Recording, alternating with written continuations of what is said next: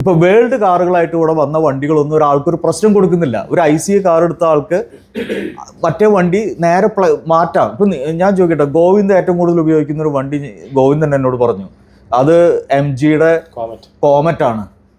കോമറ്റിന് ഒരു തരത്തിലുള്ള പ്രശ്നങ്ങളും ഇല്ല. എന്തുകൊണ്ടാണെന്ന് വെച്ചാൽ അതിന് ഫാസ്റ്റ് ചാർജിങ്ങും ഇല്ല. അപ്പോൾ നമ്മൾ ഈ AC മാത്രമാണ് ഇത് ചെയ്തുകൊണ്ടിരിക്കുന്നത്. പിന്നെ ആ വണ്ടി എന്ന് പറഞ്ഞിട്ടുണ്ടെങ്കിൽ വേറെ പ്രശ്നങ്ങളൊന്നും അതിന് കാണിക്കാനില്ല. അതൊരു പ്രോബ്ലം ഇല്ലാതെ യാത്ര ചെയ്യുന്നുണ്ട്. ഇതിന് ശേഷമാണ് MGയുടെ സെറ്റസിലോട്ട് പോയെന്നുള്ളത്. ആ ഡിസിഷൻ മേക്കിങ്ങിൻ്റെ അകത്ത് MGയുടെ സെറ്റസ് ഒരു പ്രൂവൺ റിലയബിൾ ഇന്റർനാഷണൽ കാറാണെന്നുള്ളത് എത്രമാത്രം ഒരു ഫാക്ടറായിരുന്നു? അത് ഒരു പ്രധാന ഫാക്ടറായിരുന്നു. എനിക്ക് ശരിക്കും പറഞ്ഞാൽ ഭയങ്കര വിഷമം തോന്നിയൊരു കാര്യം ഉണ്ടായിട്ടുണ്ട്. ടിയാഗോ എന്നെ ഒരുപാട് ബുദ്ധിമുട്ടിച്ചിട്ടൊന്നുമില്ല. ടിയാഗോ ആകെ ഒരു 10ന്റെ സ്പാനറിൻ്റെ കാര്യത്തിൽ മാത്രമാണ് എന്നെ ബുദ്ധിമുട്ടിച്ചിട്ടുള്ളൂ. ടിയാഗോ കമ്പാരിറ്റീവ്ലി ടാറ്റയുടെ ഏറ്റവും നല്ല വണ്ടിയാണെന്ന് വിശ്വസിക്കുന്ന ആളാണ് ഞാൻ. കാരണം അധികം ടെക്നോളജി ഇല്ല, ഒരുപാട് സോഫ്റ്റ്വെയർ മറ്റേ സാധനങ്ങളില്ല, ഒരുപാട് അഡാസ് ഫീച്ചറും ഒന്നുമില്ല. അതൊരു പൈസയും കുറവ്, ഒരു ബാറ്ററി ഉണ്ട്, മോട്ടറുണ്ട്, പിന്നെ ഒരു മിനിമം UA ഉള്ള ഒരു ഇൻഫോർടൈൻമെൻറ്റ് ഉണ്ട്. പിന്നെ നമുക്ക് വലിയ ടെക്നോളജി ഇൻവോൾവ് ചെയ്യാത്തടത്തോളം കാലം ടാറ്റ നല്ല വണ്ടിയാണെന്ന് എനിക്ക് തോന്നിയിട്ടുണ്ട്. എനിക്കൊരു വിഷമം തോന്നിയൊരു കാര്യം എന്ന് പറഞ്ഞിട്ടുണ്ടെങ്കിൽ ZEV, നമ്മളിപ്പോൾ MG ZEV എന്ന് പറഞ്ഞ കാറ്റഗറി വണ്ടി എടുക്കുമ്പോൾ എനിക്ക് എടുക്കാൻ ആഗ്രഹം ഉണ്ടായിരുന്നത് BYDയുടെ ആറ്റോ 3 ആയിരുന്നു. പക്ഷേ അതിന് കാശില്ലാത്തതുകൊണ്ടാണ് ഞാൻ ഇനിയിപ്പോൾ എടുക്കാൻ ആഗ്രഹം ടെസ്ലയ്ക്കാണ്, പൈസ ഇല്ലാത്തതുകൊണ്ടാണ് ഇവിടം വരെ പോയത്. പക്ഷേ ഞാനിത് ബുക്ക് ചെയ്ത് വണ്ടി ഡെലിവറി ചെയ്തതിൻ്റെ അന്ന് രാത്രി ഇവന്മാർ 5 ലക്ഷം അതിൽ കുറച്ചു. അതെ, ബാറ്ററി. പക്ഷെ അതിന് ഈക്വലാണ്, അത് ZEVക്ക് ഈക്വലായിരുന്നു. 70 50 മറ്റോ അങ്ങോട്ട് കുറച്ചു ആറ്റോ 3. പക്ഷെ ഞാൻ പറഞ്ഞത് അതുകൊണ്ടല്ല, പെർഫെക്റ്റ് ആയിട്ട് നമുക്കൊരു പ്രോബ്ലം ഇല്ലാതെ. ഇപ്പോൾ വൈഫൈക്ക് ഒരു വണ്ടി എടുത്ത് കീ കൊടുക്കുമ്പോൾ അയ്യോ തിരിച്ചു വരുമ്പോൾ എനിക്ക് ഇത് എന്തിനാണോ താനിത് എടുത്തേ എന്നൊരു ചോദ്യം കേൾക്കാതെ എടുത്തു പോകണം എന്ന് നമ്മളെല്ലാവരും ആഗ്രഹിക്കും, അല്ലേ? നമ്മളെല്ലാവരും പറഞ്ഞു ഇതിലെല്ലാ ആൾക്കാരും ഭാര്യയുടെ ചീത്ത കേട്ടവരായിരിക്കും. ഇല്ലെന്നുള്ള ആരെങ്കിലും കൈ ഉയർത്ത്. അതെയോ? എന്നാ ഭാഗ്യവാന്മാരാണ്. കഴിച്ചിട്ടില്ല അല്ലേ? അല്ല, എനിവേ ഞാൻ അത് ഉപയോഗിക്കണ്ടേ, ഞാൻ തമാശയായിട്ട് പറഞ്ഞാണ്. അതായത് ഇതിന്റെ പ്രശ്നം എന്താ വെച്ചാൽ നമുക്കൊരു അൺസർട്ടനിറ്റി എവിടെയൊക്കെ എടുക്കുന്നുണ്ട്. റേഞ്ച് ആങ്സൈറ്റി പോലെ തന്നെ ഈ പറയുന്ന പെർട്ടിക്കുലർ കമ്പനി, ഞാൻ വീണ്ടും കമ്പനിയുടെ പേര് പറയുന്നില്ല, ഈ കമ്പനി നമുക്ക് തരുന്നൊരു അൺസർട്ടനിറ്റി ഉണ്ട് ജീവിതത്തിൽ. എടുത്താൽ എത്തുമോ? ഇപ്പം അദ്ദേഹം പറഞ്ഞു 45, അത് കുഴപ്പമില്ല, 45 സാധാരണ പതിവുള്ളതല്ലേ ടാറ്റയുടെ കാര്യത്തിൽ എന്ന് പറയുന്ന.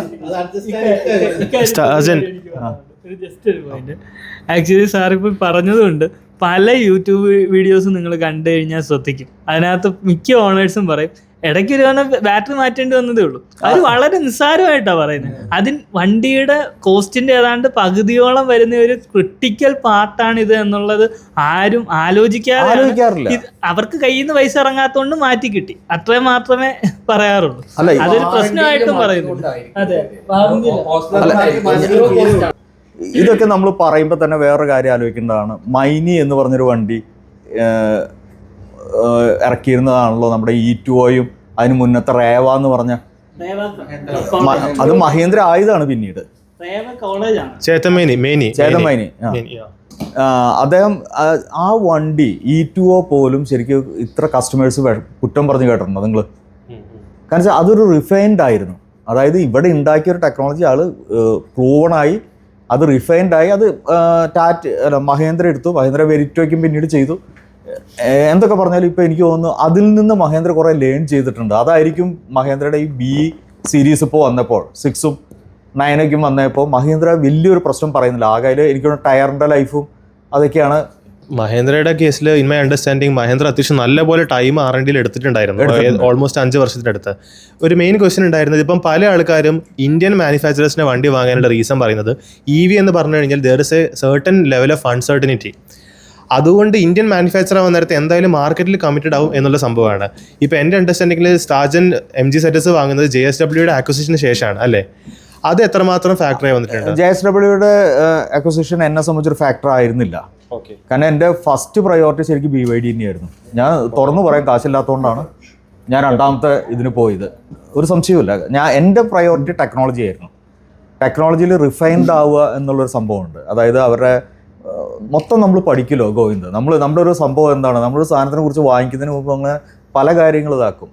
ടാറ്റ ടിയാഗോ ഞാൻ വാങ്ങിക്കാൻ കാരണം എനിക്ക് പെട്ടെന്ന് അത് വാങ്ങിക്കാൻ പറ്റുന്ന ഒരു പ്രൈസ് ടാഗിലാണ് ആ സാധനം വന്നതെന്നുള്ളതാണ്. അപ്പോൾ അതിന് മുമ്പ് ഞാൻ 2 വണ്ടി യൂസ് ചെയ്തിരുന്നു. ഞാൻ ഒരു ടാറ്റയുടെ ഷെല്ലിൽ, ടാറ്റ നാനോയുടെ ഷെല്ലിൽ നിയോ എന്ന് പറഞ്ഞിട്ട് JM നിയോ എന്ന് പറഞ്ഞാൽ കോയമ്പത്തൂർ കമ്പനി ഇറക്കിയ ഒരു 10-400 വണ്ടി ഇന്ത്യയിൽ ഇറങ്ങിയിട്ടുള്ളൂ. അത് ഫ്ലീറ്റിന് വേണ്ടി ഇറക്കിയതാണ്. അത് ഞങ്ങളൊരു ഗ്രൂപ്പ് തന്നെയുണ്ട്, നിയോയുടെ ഒരു ഗ്രൂപ്പ് തന്നെയുണ്ട്. ഞാൻ ഇപ്പോൾ കേരളത്തിൽ 90-100 വണ്ടി ഓടുന്നുണ്ട് കേട്ടോ. ഈ പച്ച ബോർഡ് വെച്ചിട്ട് ഏതെങ്കിലും നാനോ പോകുന്നുണ്ടെങ്കിൽ അത് JM നിയോ ആണ്. എനിവേ, അപ്പോൾ ആ വണ്ടി ഞാൻ ആദ്യം വാങ്ങിയിട്ടുണ്ടായിരുന്നു. ആ വണ്ടിയിൽ ഞാൻ ഏകദേശം പണി പഠിച്ചു.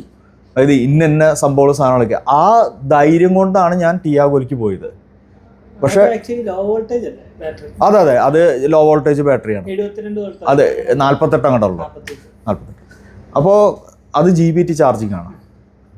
അപ്പോൾ സ്വാഭാവികമായിട്ടും അതിൽ നിന്നൊരു അപ്ഗ്രേഡ് ചെയ്യുന്നൊരു സ്റ്റേജ് ആയിരുന്നു ടിയാഗോയിലേക്ക്. പക്ഷെ ടിയാഗോ നമ്മളെ ഫുള്ളി സാറ്റിസ്ഫൈഡ് ആക്കിയെന്ന് ചോദിച്ചിട്ടുണ്ടെങ്കിൽ ഈ പറഞ്ഞ ഒരു ചെറിയ അൺസർട്ടനിറ്റികൾ അത് പിന്നീട് നമ്മൾ ഇഷ്ടപ്പെടാതെയാവും കുറച്ച് കഴിയുമ്പോൾ. എനിക്ക് അങ്ങനെ തോന്നി കേട്ടോ. ഞാനത് പൂർണ്ണമായി ഇവർ R&Dനെ കുറ്റം പറയുകയോ അതൊന്നല്ല. പക്ഷേ ടാറ്റ നെക്സോണേക്കാളൊക്കെ വളരെ ഫാർ ബെറ്റർ ആയിട്ടുള്ള സാധനമാണ് ടിയാഗോ എന്നാണ് ഞാൻ പൊതുവെ ഈ ഗ്രൂപ്പുകളിൽ നിന്നുള്ള ഇതിൽ എനിക്ക് മനസ്സിലാവും. ആ ബഡ്ജറ്റിൽ പലർക്കും അത് ട്രൈ ചെയ്യാൻ പറ്റില്ല. അതുകൊണ്ടാണ് ഞാൻ വണ്ടി വാങ്ങിച്ചത്. ഇലക്ട്രിക് കാർ എന്നുള്ളത് ജനറലി ഇപ്പം ടിയാഗോ EVയുടെ കസ്റ്റമർ ബേസ് നോക്കാൻ നേരത്തെ വളരെ വലിയ കസ്റ്റമർ ബേസാണ് കാണാറുള്ളത്. എൻട്രി ലെവൽ കാർ എന്നതിൽ കൂടുതൽ ലക്ഷറി കാസ് ഓൺ ചെയ്യുന്ന പല ആൾക്കാരും അവരുടെ വീട്ടിലൊരു കാറായിട്ട് ടിയാഗോ EV കൺസിഡർ ചെയ്യാറുണ്ട്. ചോദിക്കാൻ നേരത്തെ EVയുടെ കേസിൽ they don't want to take a risk. അതുകൊണ്ട് ഏറ്റവും ലോവസ്റ്റ് ബഡ്ജറ്റിൽ അഫോർഡബിൾ ആയിട്ടുള്ള കാർ എന്നുള്ള ഫോർമാറ്റിലാണ് അവർ ടിയാഗോ പർച്ചേസ് ചെയ്തിരിക്കുന്നത്. ഇപ്പം കോമറ്റിനെ ഞാൻ കാണുന്ന ഒരിക്കലും കാർ ആയിട്ടല്ല, എർബൻ മൊബിലിറ്റി അപ്ലയൻസ് ആയിട്ടാണ്. ക്വാഡ്രാ സൈക്കിളിന്റെ ഒരു കുറച്ചും കൂടി വികസിത രൂപമാണ് ശരിക്കും പറഞ്ഞാൽ ഈ കോമറ്റ് എന്ന് പറയുന്നത്. പിന്നെ കോമറ്റിന് എന്തൊക്കെ പറഞ്ഞാൽ ചില സാധനത്തിലേക്ക് ഡിസൈനർ വാല്യൂ ഒരു ഭയങ്കര സംഭവം തന്നെയാണ് അല്ലേ ഗോവിന്ദ്? ചില സാധനം നമുക്ക് കണ്ടു കഴിഞ്ഞിട്ടുണ്ടെങ്കിൽ അത് എടുക്കാൻ തോന്നുന്ന ചില എലമെന്റ്സ്. കോമറ്റ് അതിന് തിരിച്ചായിട്ടാണ് എനിക്ക് തോന്നിയത്. കണ്ടു കഴിഞ്ഞാൽ പറ്റില്ല, പക്ഷെ അകത്ത് കയറി കഴിഞ്ഞാൽ ഓടിക്കാൻ നേരത്തെ റെഡിയാവും. പക്ഷെ എനിക്കത് ഡിസൈൻ ഭയങ്കര ഇഷ്ടമായിരുന്നു. എനിക്കറിയില്ല, എനിക്ക് കുറെ കാലം ഞാൻ ഓമ്നി ഓടിച്ചിരുന്ന ആളാണ്. അപ്പോൾ അതിൻ്റെ ഒരു അനീതിക്കുട്ടി പോലെയൊക്കെയുള്ള ഒരു ഫീല് ഉള്ളതുകൊണ്ടായിരിക്കാം. സോ ഇപ്പം അതേപോലെ തന്നെ പറഞ്ഞപ്പോൾ ഇപ്പം ഇന്ത്യൻ മാനുഫാക്ചറേഴ്സ് പലരും ഈവൻ MG വരെ ലൈഫ് ടൈം വാറണ്ടി മാർക്കറ്റ് ചെയ്യുന്നുണ്ട്. ബട്ട് ഇപ്പം മനുവിനൊക്കെ അതിൻ്റെ മുകളിൽ വളരെ സ്ട്രോങ് ആയിട്ടുള്ള വ്യൂ ഉണ്ട്. ജനറലി അധികം ആൾക്കാരും 15 വർഷത്തിൽ 1.6 lakh കിലോമീറ്റർ കവർ ചെയ്യില്ല. MG ഇപ്പോഴും 1.6 lakh അല്ലെങ്കിൽ 8 years വാറണ്ടിയാണ് പറയുന്നത്. However in my understanding warranty claims വരുന്നത് വളരെ കുറവാണ് ZS-EVയുടെ കേസിൽ. സോ ഇപ്പം MG പോലത്തെ ഒരു ബ്രാൻഡ് ZS അല്ലെങ്കിൽ വാഹനത്തിന് ലൈഫ് ടൈം വാറണ്ടി ഓഫർ ചെയ്യുന്നുണ്ട്. അതായത് വാറണ്ടി എന്ന് പറഞ്ഞ സാധനം പലപ്പോഴും ഒരു ചൂണ്ടയാണ്. അത് നമ്മളെ ആകർഷിക്കും. നമ്മളതിൽ കൊളുത്തിക്കഴിഞ്ഞാലാണ് മനസ്സിലാവും ഇത് ചൂണ്ടയായിരുന്നു എന്ന് ഒരാൾ വലിക്കാനുള്ളൊരു ഉപയോഗിക്കുന്നൊരു സാധനമാണെന്ന് മനസ്സിലാവുള്ളൂ. വാറണ്ടി ഇപ്പം ഇദ്ദേഹം പറഞ്ഞ പോലെയാണ്. IP67 വെള്ളം എങ്ങനെ വന്നു എന്നുള്ളത് അവരാണ് ഉത്തരം പറയേണ്ടത്. അത് മനു അല്ലായിരുന്നു പറയേണ്ടിയിരുന്നത്, ആണോ? അപ്പൊ ഞാൻ അത് പറഞ്ഞപ്പോഴായിരുന്നു ഇപ്പൊ MGയുടെ ZSന്റെ കേസിൽ IP69K എന്നാണ് water proof protection, which is the highest level of water proof protection current in the standard. അതൊരു ഫാക്ടറായിട്ട് വന്നിട്ടുണ്ട്, എസ്പെഷ്യലി കേരള മൺസൂൺ നോക്കാൻ നേരത്ത്. തീർച്ചയായിട്ടും. കാരണം വെച്ചാൽ നമ്മുടെ വെതർ കണ്ടീഷൻ, നമ്മുടെ റോഡ്, നമ്മൾ വീഴുന്ന കുഴികൾ, ഇതൊക്കെയും ഇതിനെ ബാധിക്കുന്ന സംഭവമാണ്. പിന്നെ എനിക്ക് ആ വണ്ടിയുടെ കാര്യം ചോദിക്കാൻ ZS-EVയുടെ ഒരു സംഭവം തോന്നിയെന്താ വെച്ചാൽ അത് വീണ്ടും താഴെ മൗണ്ട് ചെയ്തൊരു സിസ്റ്റമായിപ്പോയി മൊത്തം ബാറ്ററി. മനസ്സിലായില്ല? ICE converted EV. IC converted ആയിട്ടുള്ള EVയുടെ ഒരു ഏറ്റവും വലിയ പ്രശ്നമാണ്. അല്ലെങ്കിൽ ഇവിടെ ഹൈറ്റ് കോംപ്രമൈസ് ചെയ്യേണ്ടി വരും. അപ്പോൾ നമ്മൾ തല പുറത്താവും. അപ്പോൾ അത് മാത്രമാണ് എനിക്ക് ആ വണ്ടിയിൽ തോന്നിയ ഒരു പ്രശ്നം. കാരണം യൂറോപ്പിലും ഒരുപാട് കൺട്രിയിൽ ഓടിയിട്ട് അവർ അങ്ങനെ തന്നെ അത് കൊണ്ടുപോയത് എന്തുകൊണ്ടാണെന്ന് എനിക്കറിയില്ല. എനിക്ക് തോന്നുന്നു വിൻസറിൽ അത് മാറ്റിയിട്ടുണ്ട് അല്ലേ? വിൻസർ പ്യുവർ EV പ്ലാറ്റ്ഫോം ആണെന്നാണ് എൻ്റെ അറിവ്. വൂളിങ്ങിന്റെ അടിയിൽ വരുന്നത് ഹോങ്വാങ് വൂളിങ്ങിന്റെ അടിയിൽ വരുന്ന ക്ലൗഡ് EV ആണത്. അതെ. അപ്പോൾ അതിലൊരു വ്യത്യാസം. ഞാൻ ഒരിക്കലും മറ്റേ വണ്ടി സുപ്രീമാന്നല്ല പറയുന്നത്. പക്ഷെ ഞാൻ പറഞ്ഞ ഒരു മിനിമം ഒരു വണ്ടി നമുക്ക് തരേണ്ട ഒരു ധൈര്യം, അത് എന്തുകൊണ്ടാണ് നിങ്ങൾ ഇത്ര ബോണ്ട് ഉണ്ടായത്? നിങ്ങളൊരു പ്രശ്നത്തിന്റെ പുറത്തിരുന്നോണ്ടാണ് അല്ലേ? ഒരുപാട് പ്രശ്നത്തിന്റെ പുറത്ത് നിങ്ങൾ ഇരിക്കുന്നോണ്ടാണ് നിങ്ങൾക്ക് ബോണ്ട് ഉണ്ടായത്. കാരണം നിങ്ങൾക്ക് ഒരു പ്രശ്നമില്ലെങ്കിൽ നിങ്ങൾ ഒരിക്കലും തമ്മിൽ കാണാനേ പോകുന്നില്ല. നമ്മൾ പറയാറുണ്ട് ഇപ്പോൾ ഒരാൾക്ക് ഡ്രൈവിംഗ് അറിയില്ല, 18ാമത്തെ വയസ്സിൽ ഡ്രൈവിംഗ് പഠിച്ചില്ല, പക്ഷേ 30-35 ആകുമ്പോഴേക്കും അത്യാവശ്യം നല്ല പോലെ ഒരു എമൗണ്ട് വെൽത്ത് ക്രിയേറ്റ് ചെയ്ത് കഴിഞ്ഞു. അവർ ഡ്രൈവിംഗ് പഠിക്കില്ല, ഡ്രൈവർ വെക്കും. അതേപോലെ തന്നെ ജനറലി സമയത്തിന് വളരെയധികം വില കൊടുക്കുന്ന ആൾക്കാർ ഇതേപോലെ ഈവിടെ ലേണിംഗ് കവറിലോട്ട് വരാൻ വേണ്ടി വില്ലിങ് ആവോ? മഹീന്ദ്രയുടെ 9 എടുത്തത് B6 6 അല്ലല്ലോ 9 അല്ല എടുത്തത്, B6 6 ആണ്.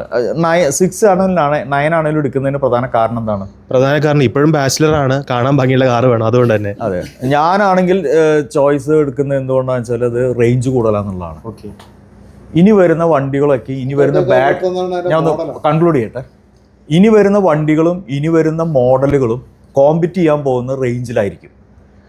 മനസ്സിലായില്ലേ? അപ്പോൾ ഇനി വരുന്ന വണ്ടികളുടെ റേഞ്ച് എന്ന് പറഞ്ഞിട്ടുണ്ടെങ്കിൽ 500+, 600+, 700,000 എന്നിലേക്കൊക്കെ വരും. ബട്ട് അവിടെ സംഭവിക്കുന്നത് മെയിൻ സംഭവം, ഇപ്പം നെക്സോൺ ഓടിക്കുന്ന ടൈമിൽ I was easily getting 250-260 kilometre on my Nexon EV. അത്രയ്ക്ക് സ്മൂത്ത് ആയിട്ടുള്ള ഡ്രൈവിംഗ് ആയിരുന്നു. പക്ഷേ ലൈഫിൻ്റെ അകത്തും പ്രൊഫഷൻ്റെ അകത്തും മാറ്റം വരുന്ന അനുസരിച്ചിട്ടും എൻ്റെ കാറിൻ്റെ മുകളിൽ 500 കിലോമീറ്റർ പ്ലസ് റേഞ്ച് ഉള്ളതുകൊണ്ട് ഞാനിപ്പം EV സ്റ്റൈലല്ല ഓടിക്കുന്നത്. ഇതിൻ്റെ ഏറ്റവും വലിയ എക്സാമ്പിൾ, ഈ ഒരു ട്രിപ്പ് വരാൻ നേരത്ത് എനിക്ക് കിട്ടുന്ന എഫിഷ്യൻസിനെക്കാട്ടും വളരെ ബെറ്റർ ആയിട്ടുള്ള എഫിഷ്യൻസിക്കാണ് current Nexon EV prime owner എൻ്റെ കാർ ഓടിക്കുന്ന നേരത്ത് കിട്ടുന്നത്. സോ അവിടെ സംഭവിച്ചത്, even though I was use to the EV hypermiling, റേഞ്ചും പവറും കൂടി കാർ കിട്ടിക്കഴിഞ്ഞപ്പം ഓട്ടോമാറ്റിക്കലി വീണ്ടും ഡിഫോൾട്ട് സ്റ്റൈലോട്ട് റിവേർട്ട് ബാക്ക് ചെയ്ത്. അല്ല, അത് നിങ്ങളുടെ അഹങ്കാരമാണ്. അതിപ്പോൾ എനിക്ക് മറുപടി പറയാൻ പറ്റില്ല. ഞാൻ കൺക്ലൂഡ് ചെയ്യാം, ഒറ്റ മിനിറ്റ്.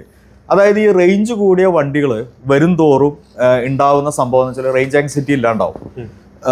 ആൾക്കാരുടെ ചാർജിങ് ടൈം എന്ന് പറഞ്ഞപ്പോൾ നിങ്ങൾ എല്ലാ യാത്രയ്ക്കും ചാർജ് ചെയ്യുക എന്നുള്ള സംഭവങ്ങൾ ഇല്ലാതാവും. വീക്കിലി വൺസ് ചാർജിങ് ആവും. ബാറ്ററി ടെക്നോളജി മാറും. ഇതൊന്ന് പറഞ്ഞു തീർക്കാം. ബാറ്ററി ടെക്നോളജി മാറും. പക്ഷേ നിങ്ങൾ നേരത്തെ ചോദിച്ചൊരു ചോദ്യം ഉണ്ടായിരുന്നു, അത് മനുവിനോട് ചോദിച്ച ചോദ്യമാണ്, EV വെഹിക്കിൾസിന്റെ ഫ്യൂച്ചർ എന്താണെന്നുള്ളത്. എല്ലാ ഭക്ഷണത്തിൻ്റെയും ഫ്യൂച്ചർ എന്താണ്? നമുക്കിവിടെ അരി നെൽപ്പാടത്ത് ഉണ്ടായി കഴിഞ്ഞുകൊണ്ടാണ് നമ്മൾ അരി തിന്നുന്നത്. ഒരു പ്രാവശ്യം എല്ലാ ഇതും കൂടിയിട്ട് വെട്ടുകളി കൊണ്ടുപോയി. കേരളത്തിലെ അരി ഇല്ല എന്നുള്ള അവസ്ഥ വന്നാൽ നിങ്ങൾ ഗോതമ്പ് തിന്നില്ലേ? നമ്മൾ റാഗി തിന്നിട്ടില്ലേ? പഞ്ഞപ്പുല്ല് എല്ലാ സാധനവും തിന്നിട്ടില്ലേ? സത്യം പറഞ്ഞാൽ എന്താ വെച്ചാൽ ഇവിടെ പവറിന് ഒരു ബുദ്ധിമുട്ട് വരാൻ പോകുന്നുണ്ട്. ഞാൻ ഏറ്റവും കൂടുതൽ ഭയപ്പെടുന്ന കാര്യം, ഈ പവറിൻ്റെ ഇത്രയും വണ്ടികൾ ഇറങ്ങുകയാണെങ്കിൽ എനിക്കിനി പവർ ഉണ്ടാവുമോ എന്നുള്ളതാണ് എൻ്റെ ടെൻഷൻ. ഈ സോളാർ എന്ന് പറഞ്ഞ സാധനത്തിൻ്റെ ഇംപ്ലിമെൻറ്റേഷൻ തന്നെ നമ്മളിപ്പോൾ ഡിസ്കറേജ് ചെയ്തുകൊണ്ടിരിക്കുന്നുണ്ട് ചില ഏജൻസികൾ. എന്തുകൊണ്ടാണെന്ന് വെച്ചാൽ ഗ്രിഡിലേക്ക് ഓവർ ഇത് വരുന്നു. ശ്രീലങ്കയിൽ അങ്ങനെ സംഭവിച്ചു. ശ്രീലങ്കയിൽ ഓഫ് ചെയ്തിട്ടുണ്ട് വന്ന് 2 സമ്മറിൽ ഓഫ് ചെയ്തിട്ട് ഇങ്ങനെ സംഭവമുണ്ട്. നമ്മുടെ KSEB പേരെടുത്ത് പറയാമല്ലോ, കുഴപ്പമൊന്നുമില്ല, നമുക്ക് ആർക്കും ജോലിയില്ലല്ലോ. KSEBയിൽ സംഭവം പറയുകയാണെങ്കിൽ മനുവിനറിയാവുന്ന കാര്യമല്ല, കഴിഞ്ഞ സമ്മറിൽ 140 കൂടുതൽ ട്രാൻസ്ഫോമർ ബ്ലാസ്റ്റ് ആയിട്ടുണ്ടെന്ന് പറയുന്നുണ്ട്. ശരിയാണോ അത്? അങ്ങനെ ഒരു ഡാറ്റ ഫിഗർ അറിയില്ല, but there was an issue. ഈ ഒരു സംഭവമുണ്ട്. അത് ഈ സമ്മറിൽ ഇതിലും കൂടും. മനസ്സിലായില്ല? അപ്പോൾ ഈ ലോഡ് ബെയർ ചെയ്യാനും ഈ ഗ്രിഡിലേക്ക് ഇത്ര പവർ കൊണ്ടുവരാനും ഇത്ര പവർ ഉണ്ടാക്കാനും, നമ്മൾ കേരളം ശരിക്കും റിന്യൂവബിൾ എനർജിയിൽ ഏറ്റവും കൂടുതൽ പവർ ഉണ്ടാക്കുന്ന ഒരു സ്റ്റേറ്റ് ആണ്. ബിക്കോസ് നമ്മൾ ഹൈഡ്രോ പവറാണ് നമ്മൾ യൂസ് ചെയ്യണമെന്നുള്ളതുകൊണ്ട്. പക്ഷേ ഇന്ത്യയുടെ ഈ സാഹചര്യങ്ങളും സംഭവവും വെച്ചിട്ട് ഇത്രമാത്രം EV അഫോർഡബിൾ ആയിട്ട് നിതിൻ ഗഡ്കരി പറഞ്ഞ പോലെ വരികയാണെങ്കിൽ, അതായത് IC എഞ്ചിൻ്റെ ചിലവിൽ EV വരികയാണെങ്കിൽ ഡെഫിനറ്റ് ആയിട്ടും ആൾക്കാർ EVയിലേക്ക് പോവുള്ളൂ. ഇനിയൊരു കാലം ഞാൻ ഭയപ്പെടുന്നത് എന്താണെന്ന് പറയുക, IC എഞ്ചിൻ്റെ ടാക്സ് 5%, EVയുടെ 40% ആയിട്ട് മാറുമോ എന്നുള്ളതാണ് കാണുന്നത്. പിന്നെ ഇതിൻ്റെ ഹണിമൂൺ പീരീഡ് എന്ന് ഞാൻ എപ്പോഴും പറയാറുണ്ട്, EVയുടെ ഹണിമൂൺ പീരീഡ്. നമ്മൾ സത്യം പറഞ്ഞ് ഇതിൻ്റെ ഹണിമൂൺ പീരീഡിലൂടെ ജീവിച്ചുകൊണ്ടിരിക്കുക. കഴിഞ്ഞുകൊണ്ടിരിക്കുക. 4 വർഷം മുമ്പ് നിങ്ങളിത് ഫ്രീ ആയിട്ട് ചാർജ് ചെയ്തിരുന്നത് KSEBയിൽ. 2 വർഷം മുമ്പ് 10 രൂപയായിരുന്നു. ഡ്രൈവിംഗ് സ്റ്റൈൽ മാറുന്നതും ഹണിമൂൺ പീരീഡ് കഴിയുന്നുണ്ട്. ഇപ്പം എന്നോട് ചോദിച്ചില്ല എന്തുകൊണ്ടാണ് ഞാൻ സ്പീഡിൽ ഓടിക്കുന്നത് എന്നുള്ളത്. ഇപ്പം ഞാൻ ഏതൊരു കാറും ഇപ്പം ലൈക്ക് ഫാമിലിയുടെ അകത്ത് ഒട്ടുമിക്ക എല്ലാ പവർ ട്രെയിനിലുള്ള വാഹനങ്ങളുണ്ട്. CNG ഉണ്ട്, ഡീസൽ ഉണ്ട്, പെട്രോൾ ഉണ്ട്, ഹൈബ്രിഡ് ഉണ്ട്. അതിൻ്റെ അകത്ത് എല്ലാ കാറും ഞാൻ ഓൾമോസ്റ്റ് ഒരേപോലെയാണ് ഓടിക്കാറുള്ളത്. പണ്ട് നെക്സോൺ ആയിരുന്ന ടൈമിൽ ഞാൻ ബാക്കി ഐസ് വെഹിക്കിൾസ് ഓടിക്കുന്ന നേരത്ത് വളരെ സിഗ്നിഫിക്കൻ്റ്ലി ബെറ്റർ മൈലേജ് കിട്ടുന്നുണ്ടായിരുന്നു. ഇപ്പം കൊച്ചിയിലോട്ട് വന്നിട്ട് ഇപ്പം ഇന്നത്തെ ഒരു റിക്വയർമെൻറ്റ് നോക്കുകയാണെങ്കിൽ കാലിക്കറ്റ് എറണാകുളം വരണം തിരിച്ചെത്തണം. എന്നെ സംബന്ധിച്ചിട്ട് ടൈമിനാണ് ഇമ്പോർട്ടൻസ് ഉള്ളത്. ഹൗവർ ലീഗലായിട്ടുള്ള സ്പീഡ്സിലേ ഓടിക്കുകയുള്ളൂ. അപ്പോൾ അവിടെ സംബന്ധിച്ചിട്ട് ഹൈവേയിൽ എനിക്ക് കംഫർട്ടബിളി 80-90 പോകാൻ പറ്റും ലീഗലി. അതിവിടെ എത്തിക്കഴിഞ്ഞ് തിരിച്ചെത്താൻ മാത്രം ചാർജ് ഉണ്ടെങ്കിൽ എനിക്ക് ഹൈപ്പർ മൈലിംഗ് ചെയ്യേണ്ട ആവശ്യം വരുന്നില്ല.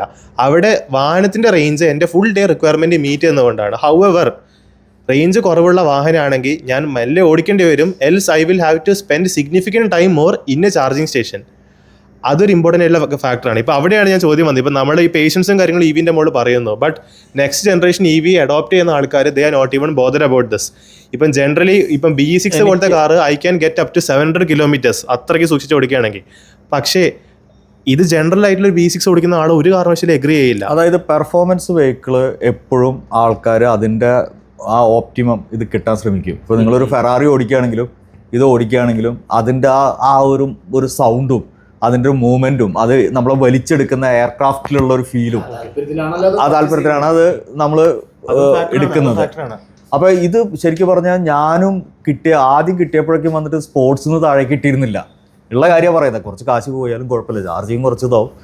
പിന്നെ സോളാർ ഉള്ളവർ അത് ഒട്ടും ചിന്തിക്കില്ല, വെറുതെ കിട്ടുന്ന കറണ്ടാണ്. അപ്പോൾ നമ്മളത് അങ്ങനെ ഉപയോഗിക്കാറുണ്ട്. പക്ഷേ ഇപ്പോൾ എന്താ വെച്ചാൽ നമ്മളൊരു ഡെസ്റ്റിനേഷൻ എത്താനാണ് ഞാൻ കൂടുതലും പ്രയോറിറ്റി കൊടുക്കുന്നത്. വെറുതെ ചവിട്ടി പോയിട്ട് വേറെ സ്ഥലത്ത് പോയിട്ട് നമ്മൾ ഈ ചില ബസ്സുകാർ കണ്ടിട്ടില്ലേ, ഇങ്ങനെ ഓവർടേക്ക് ചെയ്ത് പോയിട്ട് അവിടെ പോയിട്ട് സ്റ്റോപ്പിൽ നിർത്തും. അതേപോലെ നമ്മൾ കൊണ്ടുപോയിട്ട് കാര്യമില്ലോ എന്നുള്ളതാണ് ഞാൻ പറയുന്നൊരു ഒരു കാര്യം കൂടി എനിക്ക് തോന്നുന്നത്. എന്താ വെച്ചാൽ ഞാൻ ഈ ബാറ്ററി ടെക്നോളജിയൊക്കെ ഇങ്ങനെ ഫോളോ ചെയ്യാറുണ്ട്. വെയിറ്റ് കുറഞ്ഞ ഓൾട്ടർനേറ്റീവ് ബാറ്ററി പലതും ഡെവലപ്മെൻറ്റ് നടക്കുന്നുണ്ട്. ഗോവിന്ദന് അറിയാലോ, അത് കോസ്റ്റ് എഫക്റ്റീവും കൂടി ആവാൻ സാധ്യതയുണ്ട്. കാരണം ഇപ്പം നമ്മളെ സംബന്ധിച്ച് ലിത്തിയം നമ്മളൊരിക്കൽ ഡിസ്കസ് ചെയ്ത കാര്യമാണ്. ലിത്തിയം എന്ന് പറഞ്ഞിട്ടുണ്ടെങ്കിൽ ഒരു കിലോ ലിത്തിയം മൈൻ ചെയ്തെടുക്കാൻ $80 ഉണ്ടെങ്കിൽ അതിനേക്കാൾ കുറഞ്ഞ കോസ്റ്റിലുള്ളൊരു ഓൾട്ടർനേറ്റീവ് മെറ്റീരിയൽ വന്നു കഴിഞ്ഞിട്ടുണ്ടെങ്കിൽ ഈ ബാറ്ററി കോസ്റ്റും സാധനങ്ങളൊക്കെ ഇനിയും താഴേക്ക് വരും. കാരണം വെച്ചാൽ പണ്ട് നമ്മൾ ഒരു സെല്ല് 72 ഇതുണ്ടായിരുന്നത് 15,000 രൂപ മറ്റോ ആയിരുന്നു എന്നാണ് എൻ്റെ ഓർമ്മ. അതായത് ഈ നിയോല് മാറ്റി വയ്ക്കാനോ മറ്റോ ചോദിച്ചപ്പോൾ അത് ഇന്ന് 2,850 to 4,200 റേഞ്ചിൽ എ ഗ്രേഡ് സെല്ല് കിട്ടാനുണ്ട് ശരിക്കും. അപ്പോൾ കോസ്റ്റ് ഇനിയും കുറഞ്ഞുകൊണ്ടിരിക്കുക തന്നെയാണ്. ഇവിടെ പക്ഷേ ചൈൽഡ് പാർട്സ് ഘടകങ്ങൾ ഇപ്പം മനു പറഞ്ഞിട്ടുണ്ടായിരുന്നു ഏറ്റവും എഫിഷ്യൻ്റ് ആയിട്ടുള്ള ഫോം ഓഫ് മൊബിലിറ്റി എന്നുള്ളത് ഇലക്ട്രിസിറ്റി യൂസ് ചെയ്ത് മോട്ടോർ പവർ ചെയ്യുക എന്നുള്ളതാണ്. മോട്ടർ എത്രമാത്രം റിപ്പയറബിൾ ആണെന്നുള്ളത് വളരെ വലിയ ചോദ്യം വരുന്നുണ്ട്. ഇപ്പം ഏതൊരു മാനുഫാക്ചർ എടുത്ത് നോക്കാൻ നേരത്തെ ലോകത്തിൽ ഇലക്ട്രിക് കാറിന് വേണ്ടി മോട്ടർ ഉണ്ടാക്കുന്ന ഒന്നെങ്കിൽ സീമെൻസ്, വാല്യോ, അതല്ലെങ്കിൽ BYDയുടെ അടിയിൽ വരുന്നൊരു കമ്പനി ആയിരിക്കും മിക്കവാറും ഉണ്ടാക്കുന്നത്. ഒരു ഐസ് എഞ്ചിൻ്റെ അകത്ത് ഏകദേശം 300 മുതൽ 1000 അടുത്ത് വരെ റിപ്ലേസബിൾ ആയിട്ടുള്ള പാർട്സ് ഉണ്ട്. ഈ ലാക്ക് ഓഫ് ചൈൽഡ് പാർട്സ് ശരിക്കും ഇതിനെ ബാധിക്കില്ലേ ഇൻ ദ ലോങ് റൺ? എന്തൊരു പ്രശ്നത്തിനും മനുഷ്യൻ സൊല്യൂഷൻ ഉണ്ടാക്കും. അതാണ് മനുഷ്യൻ എന്ന് പറഞ്ഞ ജീവിയുടെ ഏറ്റവും വലിയ ക്വാളിറ്റി ഞാൻ കണ്ടിട്ടുള്ളത്.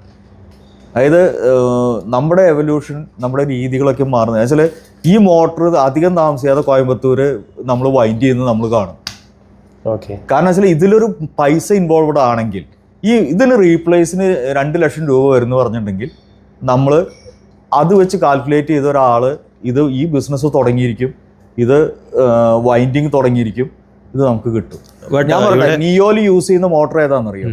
CGD ആണ്, കോംപ്ടൺ ഗ്രീവ്സിന്റെ മറ്റേ 3 phase മോട്ടർ ഇല്ലേ, അതാണ്. ഇനിയിപ്പോൾ ഒന്നും പറ്റിയില്ലെങ്കിൽ നമുക്ക് 10 ലിറ്റർ മോട്ടറെങ്കിലും അതിലേക്ക് വെച്ച് ഓടിക്കാം. ഇവിടെ ലോ വോൾട്ടേജ് ആർക്കിടെക്ചർ വെഹിക്കിൾസിന്റെ മുകളിൽ the risk is very low, voltage കുറവാണ്. ഹവർ ഹയർ ദ വോൾട്ടേജ്, ഇപ്പം BYD റീസെന്റ് റിലീസ് ചെയ്ത ആറ്റോ 3 ഒക്കെ 800 വോൾട്ടേജ് ആർക്കിടെക്ചറിലാണ്. അപ്പം as voltage increases safety risk also significantly increases.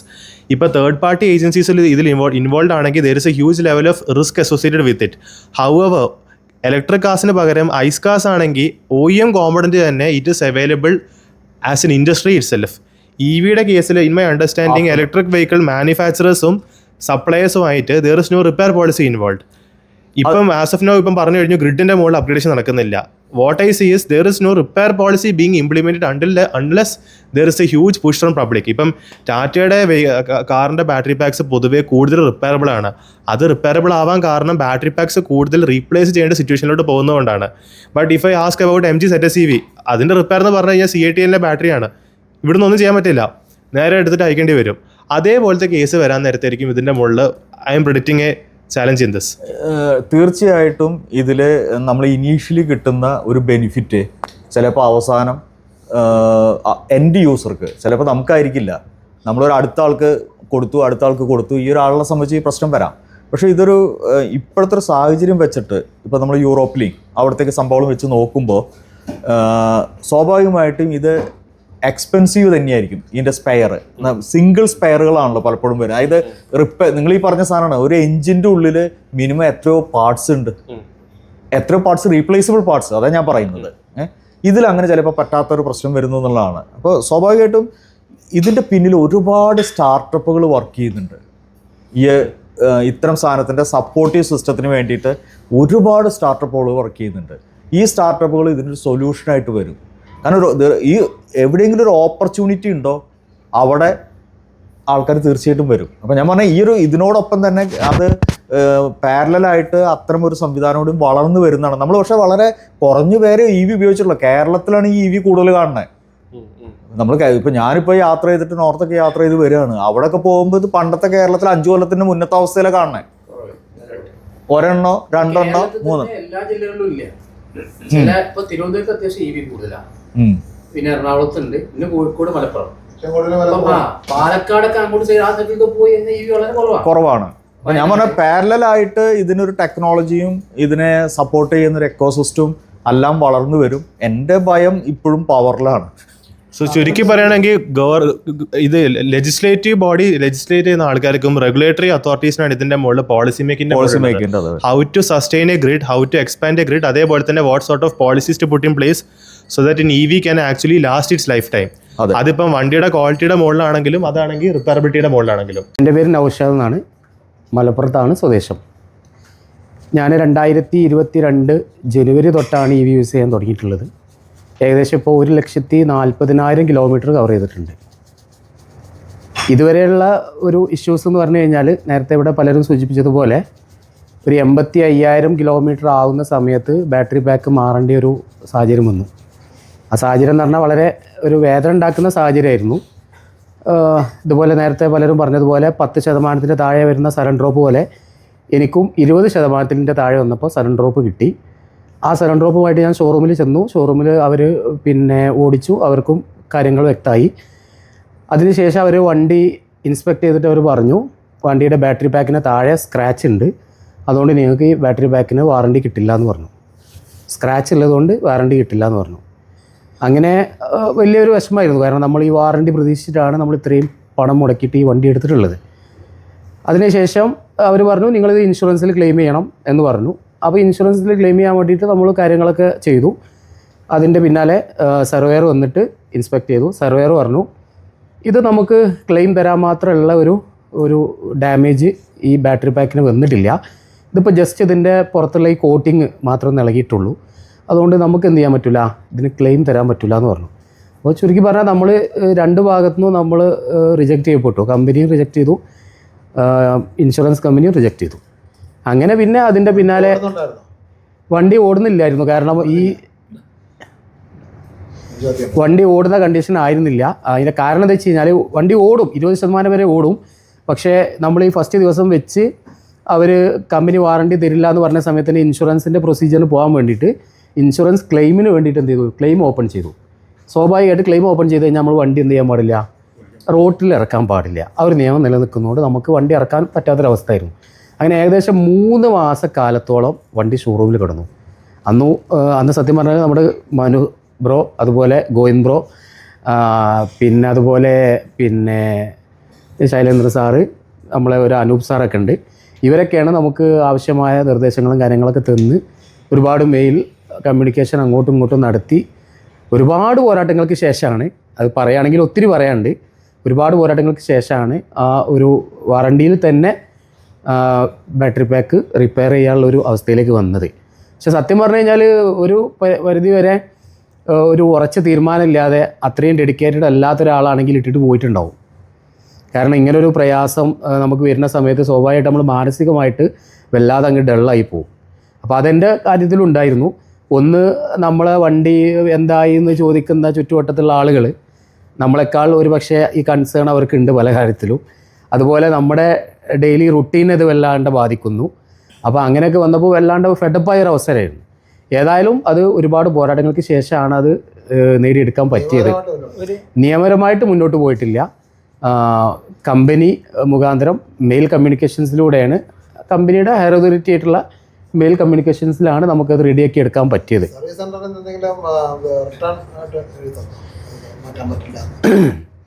ഇല്ല, റിട്ടേൺ ആയിട്ട് പറഞ്ഞാൽ അവർ ഇൻഷുറൻസ് അല്ല വാറണ്ടിയിൽ നമുക്കിത് റീപ്ലേസ് ചെയ്യാൻ പറ്റില്ല എന്ന് പറഞ്ഞു.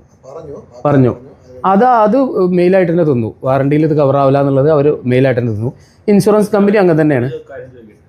നമ്മൾ നമ്മളിപ്പോൾ ഇൻഷുറൻസ് കമ്പനിയിൽ ക്ലെയിം ചെയ്യാൻ പോയാൽ വാസ്തവത്തിൽ ഇൻഷുറൻസ് കമ്പനിക്കുള്ള ഉത്തരവാദിത്തം അതിൻ്റെ ആ കവറിങ് റീപ്ലേസ് ചെയ്ത് തരാനല്ലേ ഉണ്ടാവുള്ളൂ. അല്ലേ? എൻ്റെ ഒരു സംശയം, സാറ് പറഞ്ഞു ഇതിനിടയിൽ ഇൻഷുറൻസ് ക്ലെയിമിന് പോയി. അപ്പോൾ ഇൻഷുറൻസ് കമ്പനി വന്ന് ഇൻസ്പെക്ട് ചെയ്യുമ്പോൾ അതിൻ്റെ ആ പാക്കേജിൻ്റെ ഒരു ഡാമേജ് അല്ലേ അവർ കാണുള്ളൂ. അപ്പോൾ ആ പാക്കിംഗ് കേസ് അതിന് ഇൻഷുറൻസ് കമ്പനി അവിടെ പറഞ്ഞ ന്യായം എന്താ വെച്ച് കഴിഞ്ഞാൽ, ആക്ച്വലി ഈ സഡൻ ഡ്രോപ്പ് എന്നുള്ളത് ബാറ്ററിയുടെ ഇന്റേണൽ കോമ്പണൻസ് ആയിട്ട് ബന്ധപ്പെട്ട കാര്യമാണ്. കറക്റ്റ്. ഇന്റേണൽ കോമ്പണൻസിൽ സെൽസിന് വീക്ക് വന്നുകൊണ്ടായിരിക്കണം ഈ സംഭവം വന്നിട്ടുണ്ടാകുക. ഇത് ഇതിന്റെ പുറത്ത് സർഫസിലുള്ള ഈ കവറിങ്ങിന് മാത്രമാണ് ഈ സ്ക്രാച്ച് വന്നിട്ടുള്ളത്. അപ്പോൾ ഇൻഷുറൻസ് കമ്പനി അന്ന് വ്യക്തമായിട്ട് ചോദിച്ചൊരു ചോദ്യം, എങ്ങനെയാണ് ഈ പിന്നെ എക്സ്റ്റേണൽ ആയിട്ടുള്ള ഈ ഡാമേജ് ഇന്റേണൽ ആയിട്ട് കോമ്പണൻസിനെ എങ്ങനെ ബാധിക്കും? അങ്ങനെ ബാധിക്കണമെങ്കിൽ സപ്പോർട്ടിംഗ് ആയിട്ടുള്ള ഡെൻറ്റോ കാര്യങ്ങളോ എന്ത് ചെയ്യണം, നമുക്ക് അവിടെ പ്രകടമായിട്ട് എക്സ്റ്റേണൽ സൈഡിൽ കാണാൻ പറ്റണം. അത് കാണാൻ പറ്റുന്നില്ലായിരുന്നു. അത് ആ ഒരു ന്യായം പറഞ്ഞിട്ടാണ് ഇൻഷുറൻസ് കമ്പനി എന്ത് ചെയ്തത്, ഈ വാറണ്ടി റിജക്ട് ചെയ്തത്. അല്ല, ഇൻഷുറൻസ് കമ്പനി പറയുന്നത് ന്യായമാണല്ലോ. അതെ, ന്യായമാണ്. ടാറ്റയ്ക്ക് അത് ടാറ്റ ആ ഒരു ചോദ്യത്തിൽ തന്നെയാണ് സത്യത്തിൽ പെട്ടുപോയത്. എങ്ങനെ ഈ എക്സ്റ്റേണൽ ആയിട്ടുള്ള ഈ ഇത് ഡാമേജ് എങ്ങനെ ഇന്റേണൽ ആയിട്ട് എഫക്റ്റ് ചെയ്യും എന്നുള്ളത് ടാറ്റയ്ക്ക് പ്രൂവ് ചെയ്യാൻ പറ്റില്ല. അങ്ങനെയാണ് അവസാനം ടാറ്റ എന്ത് ചെയ്യേണ്ടി വന്നത്, ഈ ചോദ്യത്തിന് മുട്ടുമടക്കിയിട്ടാണ് ടാറ്റ നമ്മുടെ ഈ ബാറ്ററി പാക്ക് അണ്ടർ വാറണ്ടിയിൽ തന്നെ നമുക്ക് റിപ്പയർ ചെയ്യാനുള്ള ഒരു അവസ്ഥയിലേക്ക് എത്തിയത്. അപ്പോൾ അങ്ങനെ ആ ഒരു എന്താ പറയുക, വളരെ കഠിനമായ അനുഭവങ്ങളിലൂടെ കടന്നു വന്നു. ഏതായാലും ഇപ്പോൾ അതിന് ശേഷം ഒരു 60,000 കിലോമീറ്ററോളം ഓടിയിട്ടുണ്ട്. ശേഷം കാര്യമായ വലിയ പ്രശ്നങ്ങളൊന്നുമില്ല. പിന്നെ അങ്ങനെ എന്താ പറയുക, നമ്മുടെ ഡെയിലി റുട്ടീനും കാര്യങ്ങളൊക്കെ വളരെ നല്ല രീതിയിൽ തന്നെ മുന്നോട്ട് കൊണ്ടുപോകാൻ പറ്റുന്നുണ്ട്. ക്ലെയിം ഇത് പേയ്മെൻറ്റ് അടക്കാൻ പറയുന്നുണ്ടല്ലോ, അപ്പോൾ അത് ഇതിനെ കിട്ടുന്നില്ല ഇപ്പോൾ ആ ഇൻഷുറൻസ്? അത് ആക്ച്വലി ഇപ്പോഴാണ് അങ്ങനെ ഒരു ഓപ്ഷൻസ് ഒക്കെ വരുന്നത്. ഇപ്പോൾ ഈ വർഷമാണ് ഇപ്പോൾ അങ്ങനെ ബാറ്ററി ആഡ് ഓൺ പ്രൊട്ടക്ഷൻ എന്നൊക്കെ പറഞ്ഞിട്ട് ഒരു വന്നിട്ടുണ്ട്. പക്ഷെ ഇത് സംഭവിക്കുന്നത് എന്ന് വെച്ച് കഴിഞ്ഞാൽ ബാറ്ററി പാക്കിൻ്റെ അടിഭാഗം സ്ക്രാച്ച് ആയി എന്നുള്ളത്. അത് ആക്ച്വലി എൻ്റെ അണ്ടർസ്റ്റാൻഡിങ്, ഞാൻ ഇൻഷുറൻസിൻ്റെ ഏജൻറ്റോ ഒന്നുമല്ല, എനിക്ക് ഇൻഷുറൻസിനെ കുറിച്ച് കൂടിയ രീതിയിൽ അറിയത്തില്ല. പക്ഷേ എൻ്റെ അണ്ടർസ്റ്റാൻഡിങ് അത് നമ്മളുടെ വാഹനത്തിന് ഒരു ആക്സിഡൻ്റൽ ഡാമേജ്, ഒരു സ്ക്രാച്ച് വരുന്നത് പോലെയുള്ള സംഗതിയേ ഉള്ളൂ. നമ്മളുടെ ബമ്പറിൽ ഒരു സ്ക്രാച്ച് വന്നു കഴിഞ്ഞാൽ നമ്മൾ ഇൻഷുറൻസ് വെച്ച് മാറത്തില്ല. സോ ആ രീതിയിൽ തന്നെ കവർ ചെയ്യേണ്ട സാധനമാണ്. ബമ്പർ ടു ബമ്പറിനകത്ത് ഇത് അവോയ്ഡ് ചെയ്യുന്നൊരു സംഗതിയാണെന്ന് എനിക്ക് തോന്നുന്നില്ല.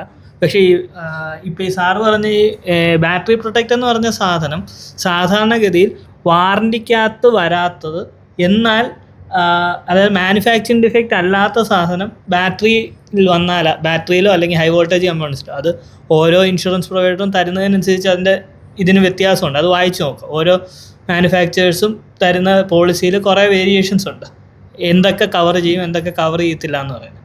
സോ എന്ന് പറയുന്നത് പോലെ ഇപ്പോൾ ഈ പറഞ്ഞ കേസിൽ ബാറ്ററി കവർ ഉണ്ടെങ്കിൽ ഈ പറഞ്ഞ കാര്യം സ്പെസിഫിക്കലി അതിൽ മെൻഷൻ ചെയ്തിട്ടുണ്ടെങ്കിൽ അതിനകത്ത് കവർ ചെയ്ത് കിട്ടും.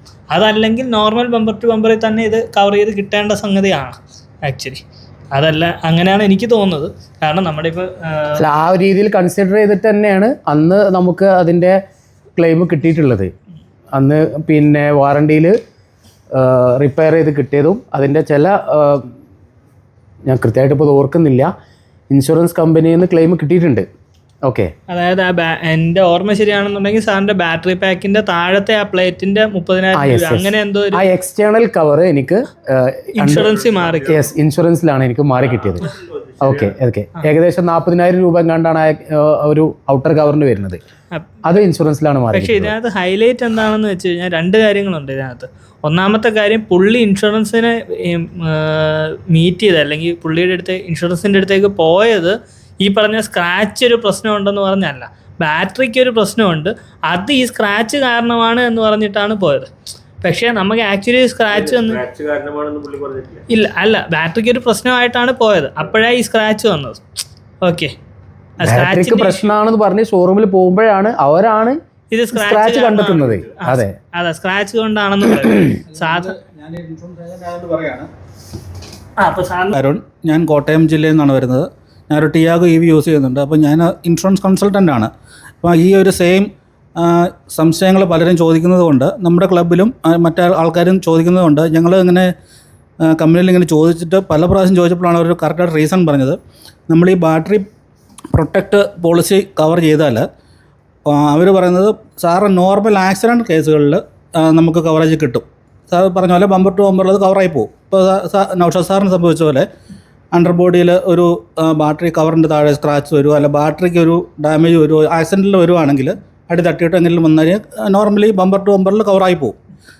ഈ ബാറ്ററി പ്രൊട്ടക്റ്റ് കൊണ്ട് എക്സ്ട്രാ ഉദ്ദേശിക്കുന്നത് ഒന്നെങ്കിൽ ഇടി വെട്ടി പോവുക, അല്ലെങ്കിൽ ചാർജ് ചെയ്യുന്ന സമയത്ത് ഓവർ വോൾട്ടേജ് വന്നിട്ട് കയറി ബാറ്ററിക്ക് ഡാമേജ് വരിക, അങ്ങനെയുള്ള കണ്ടീഷനിലാണ് അതിന് കവർ കിട്ടാറ്. അപ്പം ചിലർ ഈയിടെ ആരുണ്ട് ചോദിച്ചൊരു പോളിസി ഞാൻ ചെയ്തായിരുന്നു, നമ്മുടെ ക്ലബ്ബിൽ തന്നെ ഉള്ള ഒരാളാണ്. അപ്പോൾ പുള്ളി ചോദിച്ചു ബാറ്ററി പ്രൊട്ടക്റ്റ് നിർബന്ധമുണ്ടോ. അപ്പം എനിക്കത് മനസ്സാർ അതിൻ്റെ ആ ചാർട്ട് ഇട്ട് കൊടുത്തായിരുന്നു. അപ്പോൾ അത് ഇട്ടിട്ടുണ്ടായിരുന്നു. അപ്പം പുള്ളിനോട് ഒരു ബാറ്ററി പ്രൊട്ടക്റ്റ് വേണം, നേരത്തെ പോളിസിയിലുണ്ടായിരുന്നു.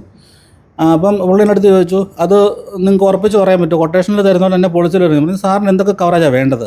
പുള്ളി പറയും ബമ്പർ ടു ബമ്പർ വേണം, കൺസ്യൂമേഴ്സ് വേണം, ബാറ്ററി പ്രൊട്ടക്റ്റ് വേണം, ഇങ്ങനെയുള്ള കാര്യങ്ങളൊക്കെ വേണം. അപ്പം പുള്ളി പറഞ്ഞതനുസരിച്ച് ആ കൊട്ടേഷൻ ഇട്ട് കൊടുത്തു, പുള്ളി എൻ്റെ പേയ്മെൻറ്റ് ഇട്ടൊന്ന് പോളിസി ആക്കി കൊടുത്തു. അപ്പോൾ പുള്ളിക്ക് ബാറ്ററി പ്രൊട്ടക്റ്റ് ഒരു അത്യാവശ്യ കടമായി. അപ്പം ഞാൻ പറഞ്ഞു ബാറ്ററി പ്രൊട്ടക്റ്റ് ഇട്ടാൽ നമുക്ക് ശരിക്കും പറഞ്ഞു കഴിഞ്ഞാൽ ലൈറ്റ്നിങ് വന്നു കഴിഞ്ഞാൽ ഉള്ള പ്രശ്നങ്ങൾ, ഓവർ വോൾട്ടേജിലുള്ള പ്രശ്നങ്ങളൊക്കെ വന്നു കഴിഞ്ഞാൽ അത് കമ്പനി അത് ഫ്രീ ആയിട്ട് മാറിത്തരും. അതാണ് അതിൻ്റെ ഒരു ഗുണമുള്ളത്. ഗ്രൂപ്പിൽ പറഞ്ഞു കേട്ടിട്ടുള്ളതാണ്, എനിക്ക് ഡയറക്റ്റ്ലി അറിയാവുന്ന ഒരു MG ഓണേഴ്സിനും ഈ ഒരു ഇഷ്യൂ വന്നിട്ടില്ല. പക്ഷേ MGയുടെ ബാറ്ററിക്കകത്ത് വെള്ളം കയറി കഴിഞ്ഞ് കഴിഞ്ഞാൽ അവർ സാധാരണ വാറണ്ടി കൊടുക്കാറില്ല എന്നുള്ളത് കേട്ടിട്ടുണ്ട്. എനിക്കതിനെക്കുറിച്ച് കൂടുതൽ ഡീറ്റെയിൽസ് അറിയത്തില്ല. പക്ഷേ അങ്ങനെയുള്ള കേസസിൽ എപ്പോഴും അവർ പറയുന്നത് നിങ്ങൾ എന്തുകൊണ്ടാണ് ബാറ്ററി പ്രൊട്ടക്റ്റ് എടുക്കാത്തതെന്ന്. കാരണം വെള്ളം കയറിയിട്ടൊരു പ്രശ്നം വന്നു കഴിഞ്ഞാൽ എന്തായാലും ബാറ്ററി പ്രൊട്ടക്റ്റിനകത്ത് കവർ ചെയ്തിട്ട് ഈ പറഞ്ഞ ഇൻഷുറൻസ് എന്തായാലും ചെയ്ത് കൊടുക്കും.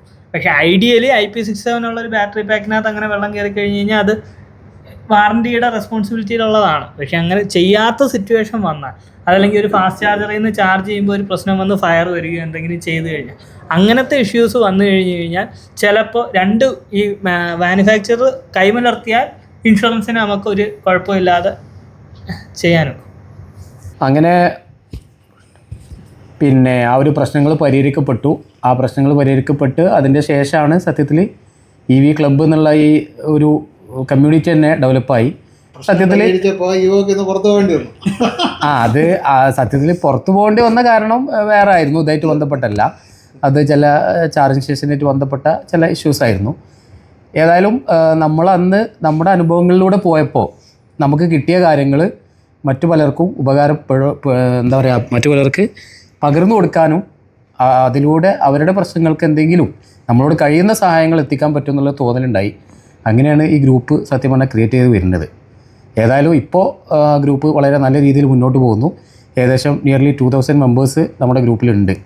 ഓക്കെ, അപ്പോൾ ആ ഗ്രൂപ്പിൻ്റെ ഒരു എക്സിക്യൂട്ടീവ് മീറ്റും അതുപോലെ 1,60,000 കിലോമീറ്ററിൽ കൂടുതൽ ഓടിയ ആളുകളെ ആദരിക്കുന്ന ഒരു പരിപാടിയുടെ ഭാഗമായിട്ടാണ് നമ്മൾ ഇങ്ങനെ ഒരു വീഡിയോ ഇന്നിവിടെ ചെയ്തിട്ടുള്ളത്. നമ്മൾ നേരത്തെയും ഇതുപോലെ ഒരു വീഡിയോ ചെയ്തിട്ടുണ്ടായിരുന്നു. ടാറ്റ വെഹിക്കിൾസിലെ AC ഇഷ്യൂവുമായിട്ട് ബന്ധപ്പെട്ടൊരു വീഡിയോ ചെയ്തിട്ടുണ്ടായിരുന്നു. ആ വീഡിയോ ഒക്കെ വളരെ നല്ല രീതിയിൽ ആളുകൾ സ്വീകരിക്കപ്പെട്ടൊരു വീഡിയോ ആണ്. അപ്പോൾ നമ്മൾ വെറുതെ ഒരു ഹോട്ടലിൽ കൂടിയിരുന്ന് ഭക്ഷണം കഴിച്ച് പിരിയാന്നുള്ളതിലപ്പുറം EV കമ്മ്യൂണിറ്റിക്ക് ഒപ്പം സൊസൈറ്റിക്ക് ഉപകാരപ്പെടുന്ന എന്തെങ്കിലുമൊക്കെ നമ്മുടെ ഈ കൂട്ടായ്മയിൽ നിന്ന്, നമ്മുടെ ഒത്തൊരുമിക്കൽ നിന്ന് ഉണ്ടാവണം എന്നുള്ളൊരു കാഴ്ചപ്പാടിലാണ് നമ്മൾ ഇങ്ങനെയുള്ള പ്രോഗ്രാമുകൾ സംഘടിപ്പിക്കുന്നത്. ഇനി നമ്മൾ അടുത്ത മെയിൽ നമ്മുടെ കമ്മ്യൂണിറ്റിയുടെ ടോട്ടലായിട്ടുള്ള ഹോൾ മെമ്പേഴ്സിനെ ഉൾപ്പെടുത്തിയിട്ടുള്ള ഒരു മീറ്റപ്പും നമ്മൾ പ്ലാൻ ചെയ്യുന്നുണ്ട് May 1-ന്. അത് നമ്മൾ ഗ്രൂപ്പിലൊക്കെ സമയമാവുന്ന സമയത്ത് അനൗൺസ് ചെയ്യും. ഓക്കെ, വളരെ ഉള്ളൂ. ഓക്കെ ഓക്കെ, ഏതായാലും വീഡിയോ കാണുന്ന ആളുകൾക്ക് ഒരു ഇൻഫർമേഷനായിട്ട് പറയാണ്. കഴിഞ്ഞ വർഷം നമ്മൾ മീറ്റപ്പ് നടന്ന സമയത്ത് ഒരുപാട് നല്ല സെഷൻസ്, അത് മീറ്റപ്പ് നടത്തുക എന്ന് പറയുമ്പോൾ വെറുതെ ആളുകൾ വന്ന് കണ്ട് സംസാരിച്ച് ഭക്ഷണം കഴിച്ച് പിരിഞ്ഞു പോകുക എന്നുള്ളതിലുപരി അവർക്ക് നല്ല സെഷൻസ്, ഇവിടെ പങ്കെടുത്ത ആളുകളൊക്കെ ഉണ്ട്, അവർക്കൊക്കെ അറിയാം, നല്ല സെഷൻസ്, ഒരുപാട് ഇൻഫോർമേറ്റീവായിട്ടുള്ള കാര്യങ്ങൾ കിട്ടുന്ന രൂപത്തിലായിരുന്നു നമ്മൾ പ്ലാൻ ചെയ്തത്. തീർച്ചയായിട്ടും ഈ വർഷവും അങ്ങനെ തന്നെ ആവണം എന്നുള്ളത് തന്നെയാണ് നമ്മുടെ തീരുമാനം. അപ്പോൾ ആ ഒരു സന്തോഷം കൂടി ഇവിടെ പങ്കുവെക്കുകയാണ്. എൻ്റെ പേര് അഭിരാം. ഞാൻ കോട്ടയത്ത് നിന്ന് വരുന്നു. ഞാൻ 2023 ഒരു നെക്സോൺ EV പ്രൈം എടുത്തത്. അപ്പം 3 വർഷം ആവുന്നു. അപ്പം ഞാൻ എപ്പോഴും ഇനിയിപ്പം 3 വർഷം ആയി കഴിഞ്ഞാൽ നമ്മുടെ ഈ ബാക്കിയുള്ള പാർട്സിൻ്റെ വാറണ്ടി, ഇപ്പോൾ എല്ലാവരും ഡിസ്കസ് ചെയ്ത ബാറ്ററി അതുപോലെ മോട്ടർ, ആ വാറണ്ടിയാണ്. ബാക്കി വരുന്ന പാർട്സിൻ്റെ വാറണ്ടി അധികം ആൾക്കാരൊന്നും ഡിസ്കസ് ചെയ്ത് കണ്ടിട്ടില്ല. എക്സ്റ്റൻഷൻ എടുക്കണം എന്നുള്ളതാണ് എൻ്റെ ഒരു അഭിപ്രായം. അപ്പോൾ എന്താ സംഭവം എന്ന് വെച്ചാൽ, എനിക്കിപ്പം വണ്ടി എടുത്തിട്ട് എനിക്ക് 2-3 റീപ്ലേസ്മെൻറ്റ് വന്നു. അപ്പോൾ ആദ്യം വന്ന റീപ്ലേസ്മെൻ്റ് എന്ന് പറഞ്ഞാൽ നമ്മുടെ ചാർജറിൻ്റെ ഒരു റീപ്ലേസ്മെൻറ്റ് വന്നു. അപ്പം അവർ കോട്ട് തരുമല്ലോ, കോട്ട് തന്നപ്പോൾ ഞാൻ നോക്കിയപ്പോൾ ആ സാധനത്തിന് 25,000 രൂപ വിലയുണ്ട്. അങ്ങനെ അത് കഴിഞ്ഞ് പിന്നെ എനിക്കൊരു ഫാസ്റ്റ് ചാർജറിൻ്റെ കേബിള് അകത്തൂടെ പോകുന്ന ഇൻറ്റേർണൽ കേബിള് കേടായി. അപ്പോൾ അതും അവർ റീപ്ലേസ് ചെയ്ത് ഏകദേശം ഒരു 50,000-55,000 രൂപയുടെ റീപ്ലേസ്മെൻറ്റ് അതും വന്നു.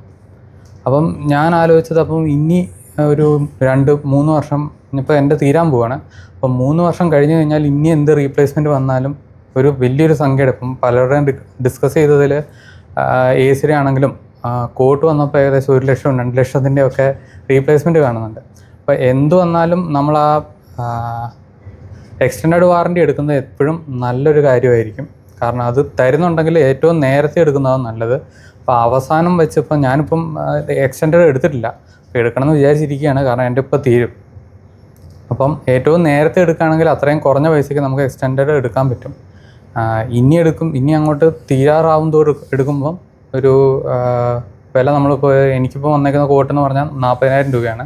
അപ്പോൾ 2 ഇയർ നെക്സോൺ പ്രൈം. അപ്പം ഇനി 3 വർഷത്തിന് എടുക്കുമ്പോൾ എനിക്ക് 63 അങ്ങനെ എന്തോ ആണ് പറഞ്ഞേക്കുന്നത്. 2 വർഷത്തിന് ഞാൻ എടുക്കാമെന്ന് വിചാരിക്കുന്നു. അപ്പോൾ അങ്ങനെ ഒരു സിറ്റുവേഷൻസ് ഉണ്ട്. ഓക്കെ, ഇതിനകത്ത് ഒരു കാര്യം കൂടെ സാർ പറഞ്ഞ വളരെ കറക്റ്റായിട്ടുള്ളൊരു കാര്യമാണ്. പക്ഷേ ഇതിന് ഞാൻ ആക്ച്വലി നേരത്തെ ഒരു റിവ്യൂ ഞാൻ പറഞ്ഞിട്ടുള്ള കാര്യം, അതായത് എഴുതിയിട്ടിട്ടുമുണ്ട്. അതായത് നിങ്ങൾ വണ്ടി എടുക്കുമ്പോൾ നിങ്ങൾക്ക് എത്ര കിലോമീറ്റർ, എസ്പെഷ്യലി EV ആണ് എടുക്കുന്നതെങ്കിൽ എത്ര കിലോമീറ്റർ ഓടാൻ വെക്കുക എന്നുള്ള കാര്യം നമുക്ക് ചിലപ്പോൾ അറിയത്തില്ല. നമ്മൾ നോർമൽ യൂസേജിൻ്റെ ഇരട്ടി കൂടുതലായിരിക്കും ചിലപ്പോൾ നമ്മൾ ഓടുന്നത്. സോ അപ്പം ഞാൻ സാധാരണ എല്ലാവരോടും പറയുന്നത്, നിങ്ങൾ ആ സമയത്ത് 3 വർഷത്തേക്ക് അല്ലെങ്കിൽ മാക്സിമം എടുക്കാൻ എത്ര രൂപ എടുക്കുക എന്നുള്ളത് കാൽക്കുലേറ്റ് ചെയ്യും. ഇപ്പോൾ അന്ന് എടുക്കുകയാണെങ്കിൽ ചിലപ്പോൾ 40,000 രൂപയ്ക്കായിരിക്കും എടുക്കാൻ ഉദ്ദേശിക്കുന്നത്.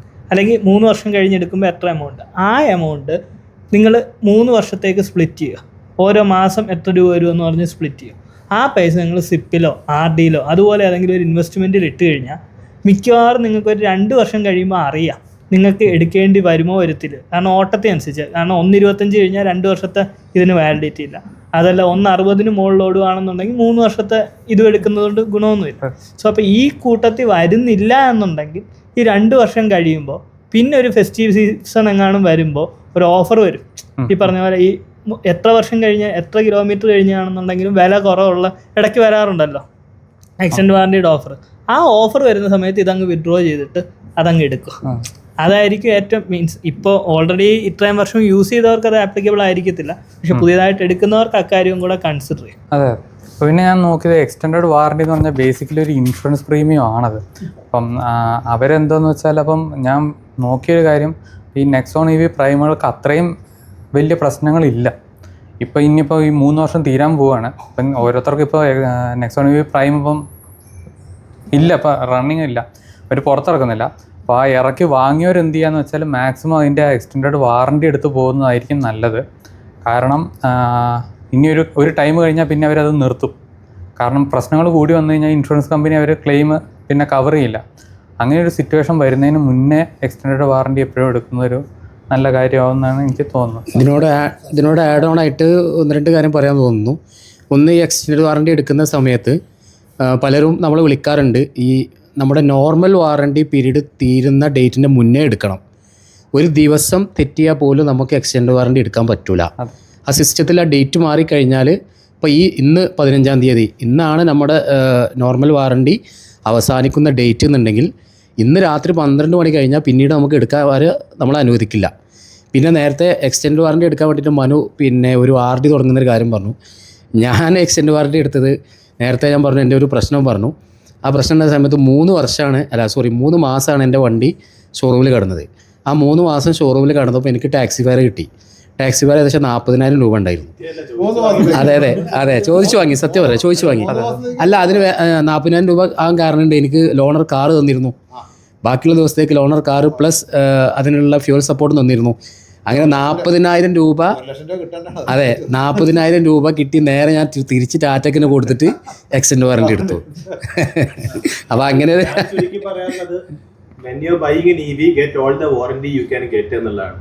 കാരണം ഞാനെപ്പോഴും ഇത് ഏതൊരു വാഹനം, ഇലക്ട്രിക് ബൈക്കാണെങ്കിലും സ്കൂട്ടർ ആണെങ്കിലും, get all the warranty you can get എന്നാണ് ഞാൻ എപ്പോഴും സമ്മറൈസ് ചെയ്ത് പറയാറുള്ളത്.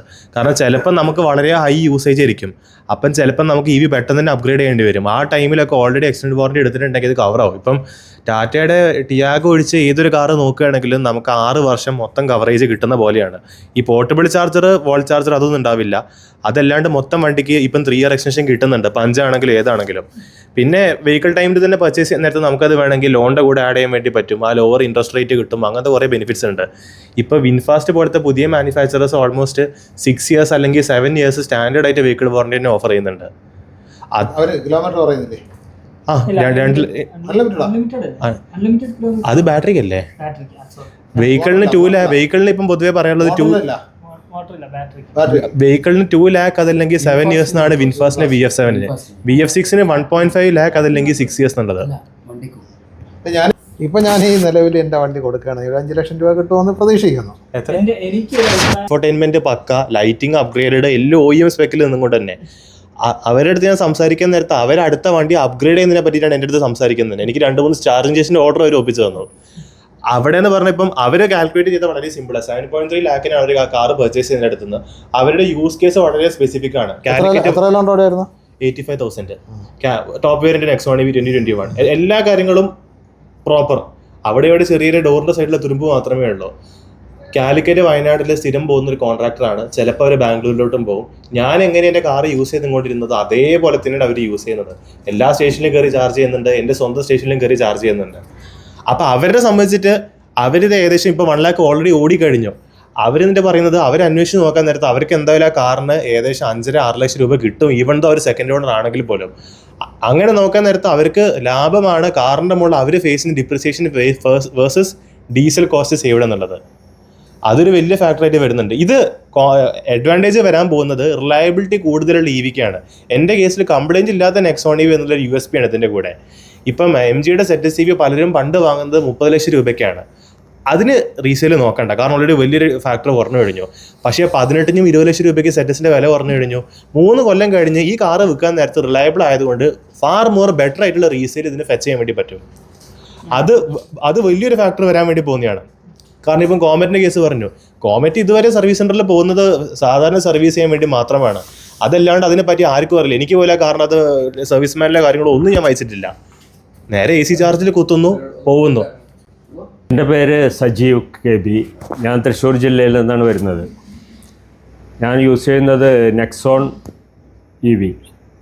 അത് ഇപ്പോൾ 2 വർഷം 3 മാസമായി യൂസ് ചെയ്യുന്നത്. ഏകദേശം 75,000 കിലോമീറ്റർ യൂസ് ചെയ്തിട്ടുണ്ട്. മാക്സ് എന്നല്ല അതിന് പറയുന്നത്, അതിൻ്റെ ഫേസ് ലിഫ്റ്റ് 45 ആണോ എന്ന് ചോദിച്ചപ്പോൾ എനിക്ക് കൺഫ്യൂസ് ആയി. 45 അല്ല 40 ആണ്. അത്യാവശ്യം ഞാൻ സാറ്റിസ്ഫൈഡ് ആണെന്ന് ഞാൻ പറഞ്ഞു കഴിഞ്ഞല്ലോ.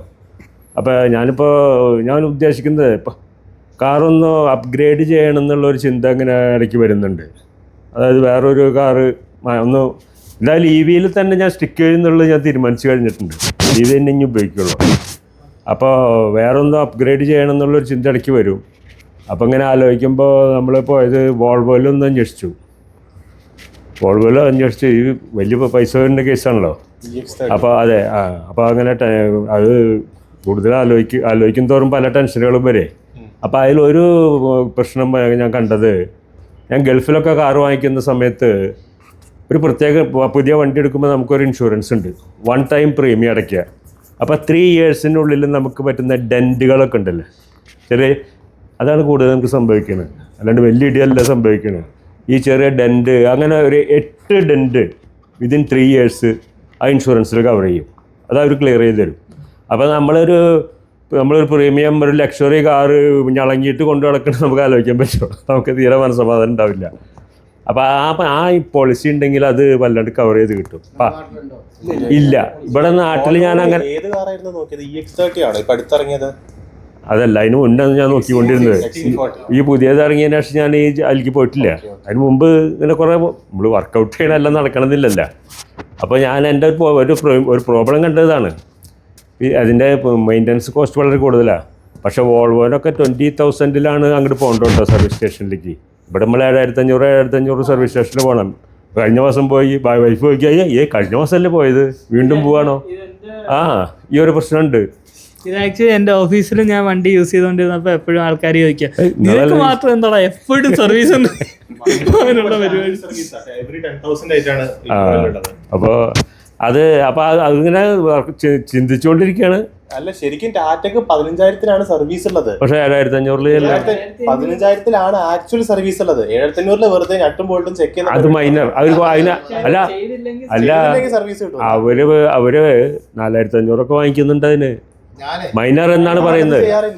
മീൻസ് എന്റെ ജോബ് കാർഡിൽ റെക്കോർഡ് ആക്കാറുണ്ട്. ഞാൻ അതിന് വേണ്ടിയിട്ട് സമയം കളയാറില്ല, സർവീസ് സെന്ററിൽ പോകാറുമില്ല. അതെനിക്കിപ്പോ ഡൗട്ട് അതാണ്. ഞാൻ ഈ കഴിഞ്ഞ സർവീസ് കഴിഞ്ഞപ്പോ ഉണ്ടല്ലോ വണ്ടി ഞാൻ ചെന്ന് നോക്കിയപ്പോ അവിടെ അവര് ഷോപ്പിലും കാണാനില്ല, അവിടെയും കാണില്ല, യാർഡിൽ പാർക്ക് ചെയ്തിരിക്കണ്. എന്നിട്ട് 5 മണിയായപ്പോ ഞാൻ ചോദിച്ചു കഴിഞ്ഞാ വണ്ടി എടുത്തു തന്നു എനിക്ക്. ഞാൻ എൻ്റെ അർജൻസി മൂലം വാഷിംഗ് ഒഴിവാക്കിക്കോ, വാഷിംഗ് വേണ്ടെന്ന് പറഞ്ഞിരുന്നു. അപ്പൊ ജോബ് കാർഡ്. അപ്പൊ എനിക്ക് സംശയമായി ഇവര് റിയലി സർവീസ് ചെയ്തോ എന്നുള്ളത്. ടാറ്റക്കാർ ടാറ്റ എന്നെ വിളിച്ച് ചോദിച്ചപ്പോൾ ഞാൻ അങ്ങനെ പ്രശ്നം പറഞ്ഞു. എനിക്ക് വളരെ കൺസേൺ ഉണ്ട്, അവർ സർവീസ് ചെയ്തോന്ന് എനിക്ക് ഡൗട്ട് ഉണ്ടെന്ന് പറഞ്ഞു. എന്നിട്ട് ഞാൻ ചോദിച്ചു, നിങ്ങൾ എന്തുകൊണ്ട് തൃശ്ശൂർ ജില്ലയിൽ ഓൺലി ഹൈസൺ? ഇത് മണോപ്പൊളിയാണത്, എനിക്ക് വേറെ ഒരാളും കൂടി വേണ്ടേ? അല്ലെങ്കിൽ ഞാൻ പിന്നെ എറണാകുളത്ത് കൊണ്ടുപോകേണ്ടി വരും ഞാൻ പറഞ്ഞു. കോമ്പറ്റീഷൻ ഇല്ല, ഓൺലി ഹൈസൺ മോട്ടോഴ്സ്. അങ്ങനെ ഞാനൊരു കംപ്ലൈൻറ്റ് ടാറ്റയോട് ഇപ്പോൾ 2-3 പ്രാവശ്യമായിട്ട് ഞാൻ പറയുന്നു. അപ്പോൾ ആ ഒരു പ്രശ്നമുണ്ട്. അപ്പോൾ ഈ അപ്ഗ്രേഡ് ചെയ്യണതിനെ കുറിച്ച് സംസാരിക്കാൻ വേണ്ടും.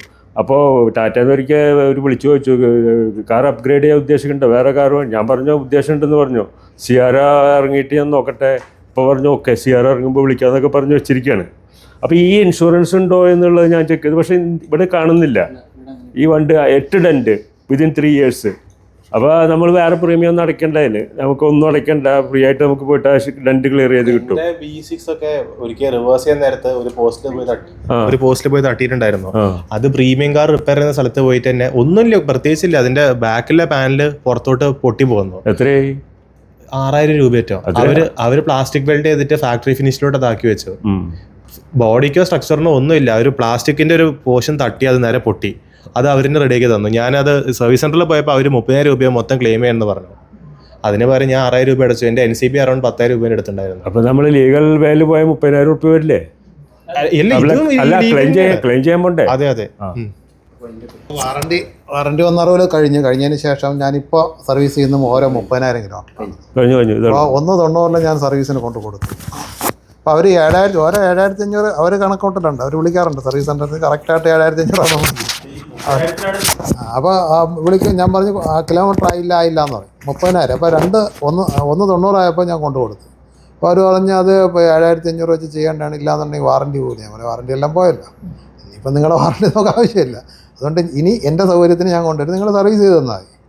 അപ്പോൾ അവർ അന്നൊരു പാക്കേജ് ഇട്ട് തന്ന് ഏകദേശം 5,800 രൂപ. അതിൽ കൂളൻ്റ് മാറണം, പിന്നെ ട്രാൻസ്മിഷൻ ഓയിൽ മാറണം, പിന്നെ അത് കഴിഞ്ഞിട്ട് വാട്ടർ മേജർ സർവീസിനാണോ? Major service. ഞാൻ പറഞ്ഞു 5,800 ചെയ്തോളാൻ പറഞ്ഞ് ചെയ്ത് തന്നു. അതിനുശേഷം വീണ്ടും 97 ആയപ്പോഴത്തേക്ക് വീണ്ടും വിളിയൊക്കെ വന്നു. ഞാൻ പറഞ്ഞു കൊണ്ടുവരാമെന്ന് പറഞ്ഞു. അപ്പോൾ ഞാൻ ഈ അടുത്ത കാലത്ത് ലെക്സൺ ടാറ്റയിൽ അവിടെ ഒരു ദിവസം ഞാൻ ട്രിവാൻഡ്രത്ത് ഫ്രീ ആയിട്ടുണ്ടായിരുന്നപ്പോൾ ഞാൻ വിചാരിച്ചു അവിടെ കൊടുക്കാമെന്ന് വിചാരിച്ചു. അങ്ങനെ അവിടെ കൊണ്ടുവന്ന് കൊടുത്തു. അപ്പോൾ കിലോമീറ്റർ എന്ന് പറയണത് പിന്നെ 15,000 ആയിട്ടേ ഉള്ളൂ. വീണ്ടും 15,000 ബാക്കി കിടക്കണം. അപ്പോൾ ഞാൻ വിചാരിച്ചു വെറുതെ ഒന്ന് കൊടുക്കാമെന്ന് വിചാരിച്ച് പോയതാണ്. എന്തെങ്കിലും ടോപ്പ് പോലെ ഉണ്ടെങ്കിൽ ചെയ്യട്ടെന്ന് വിചാരിച്ചിട്ട് ഒറ്റ പാക്കേജ് 5,800 ലെക്സൺ ടാറ്റ. ഞാൻ പറഞ്ഞ് 15,000 ആയിട്ടുള്ളൂ. അത് 15,000 ആയാലും 7,500 ആയാലും നമ്മൾ 5,800 ചെയ്യുള്ളൂ. അവർ പറഞ്ഞ് ചെയ്യത്തില്ല. ഞാൻ പറഞ്ഞ് എനിക്കിത് വേറെ ഒന്നും ചെയ്യേണ്ട, നിങ്ങളൊന്ന് ജനറൽ ചെക്കപ്പ് ചെയ്യുക, ടോപ്പപ്പ് ഉണ്ടെങ്കിൽ ചെയ്തിട്ട് വേറെ ഒന്നും വേണ്ട. എനിക്ക് വാട്ടർ സർവീസ് വേണ്ട, ഇൻറ്റീരിയർ ക്ലീനിങ് വേണ്ട, വീൽ അലൈൻമെൻറ്റ് വേണ്ട, അതൊന്നും വേണ്ട. ഇല്ല 5,800 രൂപ. ഞാൻ പറഞ്ഞു എനിക്ക് ചെയ്യണ്ടെന്ന് പറഞ്ഞ് അരമണിക്കൂർ അവരെ ചെക്കിങ്ങിന് ശേഷം തന്നു. ഞാൻ കൊണ്ട് തൊട്ടപ്പുറത്ത് ഡെർക്ക് ഉണ്ടായിരുന്നു, അവിടെ കൊണ്ടുകൊടുത്ത് ഞാൻ പറഞ്ഞ് ഈ ജനറൽ ചെക്കപ്പും ടോപ്പപ്പ് ഉണ്ടെങ്കിൽ അതും കൂടെ ചെയ്തു തരാൻ പറഞ്ഞ് 1,800 രൂപയ്ക്ക് അവർ ചെയ്തു തന്നു. ഞാൻ ചെയ്തുകൊണ്ട് പോലെയും ചെയ്തു. അപ്പോൾ ശരിക്കും പറഞ്ഞു കഴിഞ്ഞാൽ നമ്മളെല്ലാവരും ശ്രദ്ധിക്കേണ്ട കാര്യം 30,000 സർവീസ് ഉള്ളൂ. പിന്നെ അവരുടെ മാനുവലിൽ പറഞ്ഞാൽ 7,500 അതിൽ പറഞ്ഞിരിക്കുന്ന കാര്യങ്ങൾ മാത്രം ചെയ്യുകയാണെന്നുണ്ടെങ്കിൽ 2,000-നകത്തൊക്കെ തീരും. എല്ലാവരും ശ്രദ്ധിക്കേണ്ട ഒരു കാര്യമാണ്. വാറണ്ടി പീരീഡ് കഴിഞ്ഞാൽ, ഇപ്പോൾ സാറ് ഇപ്പോൾ കഴിഞ്ഞ് കഴിഞ്ഞാൽ 30,000 ചെയ്താൽ മതി. അത് മതി. ഇനി ഇപ്പോൾ വരുന്ന വാഹനങ്ങൾക്ക് ലൈഫ് ടൈം വാറണ്ടി പറഞ്ഞുകൊണ്ട് മാത്രമല്ല ഈ കണക്ടിവിറ്റി സബ്സ്ക്രിപ്ഷൻ ഇല്ല അതിന് ഒരു കാരണവശാലും ബ്രേക്കേജ് വരാൻ പാടില്ല. ബ്രേക്കേജ് വന്നു കഴിഞ്ഞാൽ ലൈഫ് ടൈം വാറണ്ടി ഒരു ക്യാൻസൽ ചെയ്യും. ആക്ച്വലി ലൈഫ് ടൈം വാറണ്ടി എന്നുള്ളത് ഒരു മാർക്കറ്റിംഗ് ഗിമ്മിക്ക് അല്ലേ? കാരണം എന്താ വെച്ച് കഴിഞ്ഞാൽ മാർക്കറ്റിംഗ് ഗിമ്മിക്കാണെങ്കിൽ നമുക്കത് ഉപയോഗമുണ്ടല്ലോ. അതെ, ഒരാൾ സെൽഫായിട്ട് ഒരു വണ്ടി ആദ്യം മുതൽ അവസാനം വരെ ഉപയോഗിക്കുകയാണെങ്കിൽ ഓക്കെ. ആ അല്ല, പക്ഷെ നമ്മളത് ഒരു പോയിന്റിൽ റീസെയിൽ ചെയ്യാൻ പോയി കഴിഞ്ഞാൽ അതിൻ്റെ വാറണ്ടി എന്തായി മാറി. പക്ഷെ അതിനെ സംബന്ധിക്കുന്ന അല്ലെങ്കിൽ ജോസഫ് സാറിനെയൊക്കെ വെച്ച് നോക്കുകയാണെങ്കിൽ വളരെ യൂസ്ഫുൾ. പക്ഷെ അങ്ങനെയുള്ള ആൾക്കാർ വളരെ കുറവായിരുന്നു. ഈ പറഞ്ഞ സംഗതി നിയമപരമായിട്ട് നിൽക്കുമെന്ന് എനിക്ക് തോന്നുന്നില്ല. ആരെങ്കിലും ഒരാൾ കോടതിയിൽ പോകാന്നുണ്ടെങ്കിൽ അവിടെ തറന്നു വഴിയന്മാരുടെ ചീട്ടോട്ടാറാം. ഏതാ, അതായത് നമ്മളൊരു വാഹനം എടുത്തിട്ട് ആ വാഹനം നമ്മൾ വിൽക്കാൻ പാടില്ല, നമ്മളെ ജീവിതകാലം മുഴുവൻ കൊണ്ടു നടക്കണമെന്ന് കമ്പനി പറയേണ്ട കാര്യമില്ല. നമ്മൾ കാശ് കൊടുത്ത് വാങ്ങണമല്ലേ. വിറ്റ് അതെ വാറണ്ടി ഇല്ല എന്ന് പറയുന്നത് അതെന്ത് പോളിസിയാ? നമ്മളൊരു സാധനം വാങ്ങിച്ചു കഴിഞ്ഞാൽ സാധനം അതിന്റെ മാർക്കറ്റ് വാല്യൂ. ഈ ചർച്ച നമുക്കിവിടെ വൈൻഡപ്പ് ചെയ്യാം. ഏകദേശം 2.5 മണിക്കൂറോളായിട്ട് ഒരുപാട് വിഷയങ്ങൾ നമ്മൾ ചർച്ച ചെയ്തു. ഈ വീഡിയോ ഒരു പക്ഷേ നിങ്ങൾ കാണുന്നത് 2-3 പാർട്ടായിട്ടായിരിക്കാം. ഏതായാലും വീഡിയോ കാണുന്നവർ ഫുള്ളായിട്ട് തന്നെ കാണാൻ വേണ്ടി ശ്രമിക്കണം.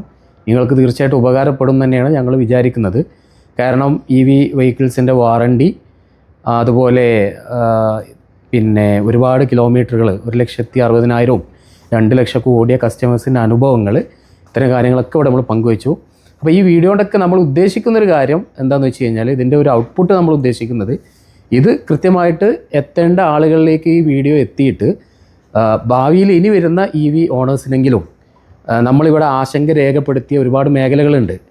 പ്രത്യേകിച്ച് ബാറ്ററി പാക്കിൻ്റെ വാറണ്ടി, അതിൻ്റെ റിപ്പയറിങ്, അതുപോലെ സ്പെയർ പാർട്സിൻ്റെ വില, ഇങ്ങനെയുള്ള കാര്യങ്ങളിലൊക്കെ ഒരുപാട് ആശങ്കകൾ നിലനിൽക്കുന്നുണ്ട്. നമ്മൾ എന്നും വാറണ്ടിയെക്കുറിച്ച് മാത്രം ചിന്തിച്ച് നമുക്ക് വണ്ടി കൊണ്ടു നടക്കാൻ പറ്റില്ല. കാരണം അത് ലിമിറ്റഡ് ആയിട്ടുള്ളൊരു കിലോമീറ്റർ, ലിമിറ്റഡ് ആയിട്ടുള്ള പീരീഡേ ഉള്ളൂ. അത് കഴിഞ്ഞാലും നമ്മൾ ഇത്രയും പണം കൊടുത്ത് ചിലവാക്കി വാങ്ങുന്ന വാഹനം നമുക്ക് ഉപയോഗിക്കാൻ പറ്റണം. അപ്പോൾ അതിന് ഉതകുന്ന രീതിയിൽ ഇത് അധികാരികളുടെ അടുത്ത് എത്തിയിട്ട് അതിന് ഒരു റിസൾട്ട് ഉണ്ടാവും ഞങ്ങൾ പ്രതീക്ഷിക്കുകയാണ്. നന്ദി, നമസ്കാരം.